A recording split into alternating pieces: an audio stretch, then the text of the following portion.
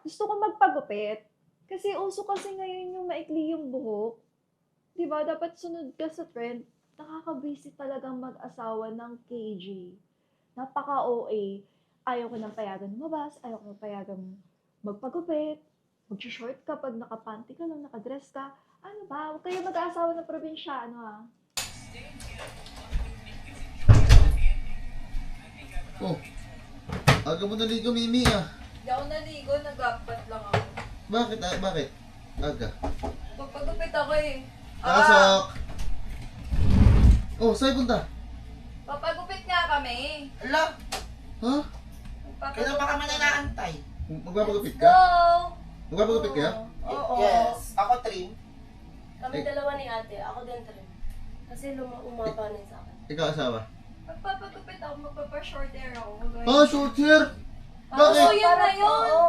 Tumigil ka, ayoko. Yes. Si Hindi, Shona pa hindi ako- yan, bagay sa kanya. Anong bakit? Ayoko ng short hair. Alam mo naman yun. Bakit daddy? Ba't ba? Pati mo ko, pinapakailaman mo. Hindi, siyempre. Ano ba naman yan? Di mo man lang muna Eh, ako uso tinanong. nga yan eh. Hindi porkit uso, gagawin mo na. Dami-daming usong Diyos ko. Okay na yung buhok. Yung maikli buhok mo, gusto mo magpahaba, nagpapa-extension ka. Yung mo humaba ako naman ng buhok mo, pinapakailaman mo? nagagalit ka. Gusto mo naman maikli. Lahat na lang sa buhay ko, ikaw nagdidesisyon. Hindi naman. Pati sa book, ikaw pa rin. Eh, ayoko nga ng short hair eh. Uy, Hayaan mo sila, gusto nila mag-short hair. Bakit mo ba ako pinipigilan magpagupit? Ano ba ang role ko dito? Di ba asawa mo? Hindi dapat tawa-tawa mo. Dapat meron din ako sariling desisyon na pwede kong gawin sa buhay ko. Nung ikaw nagpagupit, nagreklamo ba ako? Di ba hindi? BFF, ang immature mo talaga, no? Love language nga yan kapag pinagbabawalan ka. Ako nga, pag ganyan, kinikilig ako eh. Grow up! Eh gusto ko nga din magpagupit. Okay na yan. Dami-dami mong wig dyan. Usap Bakit mo. buhok mo ba to? Kahit na nga, kahit ako sabi mo, huwag kang pagupit, ayoko nga short hair, okay na nga yan. Yung maikli yung buhok mo, lumabas nga muna yung dalawa. Wala naman eh. Ito pati buhok, pinapakailaman. Oy, lumabas mo nga yung dalawa. Encounter na lalaki, pati buhok, pinapakailaman. Diyos ko. Lahat na lang sa buhay ko. Napaka-OA talaga ng ekalal na Kuya Merk na to. Magpapagupit lang si Ate Pam, ayaw pa niya. Lahat na lang ng galaw ng ate ko, ayaw niya talaga.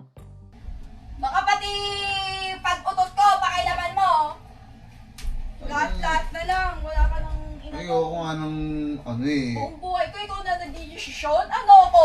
Robot? Tao-tauhan mo? Lahat na lang dapat i-approve mo pa. Diyos ko naman.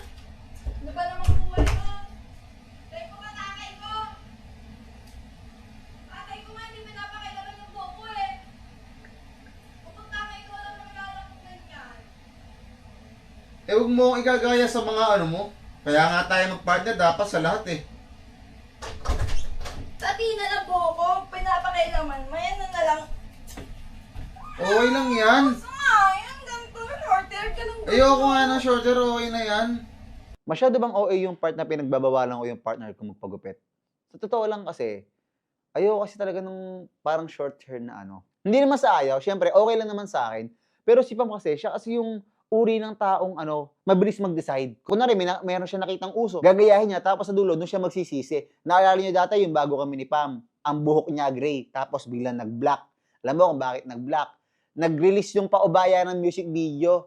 Si Julia Barreto, naka-black, ginaya niya. Pagkagaya niya, after 3 days, nang hinayang kasi yung buhok sirang-sira. Ayun ang iniiwasan ko. Si Pam kasi, minsan, impulsive siya sa mga desisyon niya eh. Kunwari, uso to, uso yan. Tapos sa dulo, dapat pala, hindi na ako nagganto, nagganyan. So, ang tagal niya nagpahaba ng buhok niya. Tapos dahil ang uso yung short hair, biglang magpapa-short hair siya. Eh, galing nga siyang short hair dati, nagpapalagay siya ng extension. Gets niyo ba? Parang sobrang gulo. Kaya ako nga siya binibili ng mga mamahalin niyang wig.